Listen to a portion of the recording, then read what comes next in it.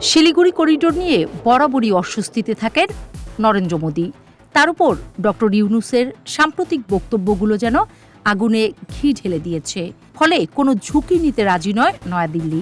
সরাসরি রাফাল যুদ্ধবিমান আর S-400 air defence system মোতায়েন করেছে চিকেন স্নেক হিসেবে পরিচিত ভারতের এই করিডোরে। ভারতীয় গণমাধ্যমগুলোর দাবি, প্রতিবেশীদের কড়া বার্তা দিতে ভারতের সবচেয়ে আধুনিক ও শক্তিশালী প্রতিরক্ষা অস্ত্রগুলো মোতায়েন করেছে মোদী সরকার।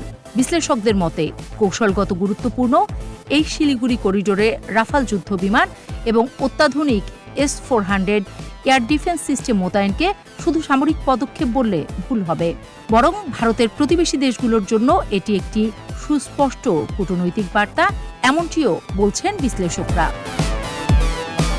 কি এমন হলো যে ভারতের এত তোড়জোড়, এত নিরাপত্তার চাদর আর কড়াকড়ি? বিশেষজ্ঞরা মনে করছেন বাংলাদেশের সঙ্গে চীনের সম্পর্ক নিয়ে রীতিমতো আতঙ্ক ভর করেছে নরেন্দ্র মোদী সরকারের ভেতরে। বিশেষ করে গত মার্চে চীনে গিয়ে ডক্টর ইউনূস বঙ্গোপসাগরের একমাত্র অভিভাবক বাংলাদেশ এ কথা বলার পর থেকেই ক্রমাগত উদ্বেগ প্রকাশ করছে ভারত। অন্যদিকে ভারতীয় গণমাধ্যমগুলোর দাবি, তুরস্ক থেকে 12টি বাইরাক্তার TB2 ড্রোন সংগ্রহ করেছে বাংলাদেশ। আর এসব কারণেই বাংলাদেশের উপর কড়া নজর রাখতে একদিকে শিলিগুড়ি করিডোরে সেনা উপস্থিতি বাড়িয়েছে ভারত, এর উপর আবার মোতায়েন করছে রাশিয়ার তৈরি S-400 Triumf air defence system, যেটা একসাথে বহু আকাশপথের হুমকি ঠেকাতে সক্ষম 400 কিলোমিটার পর্যন্ত।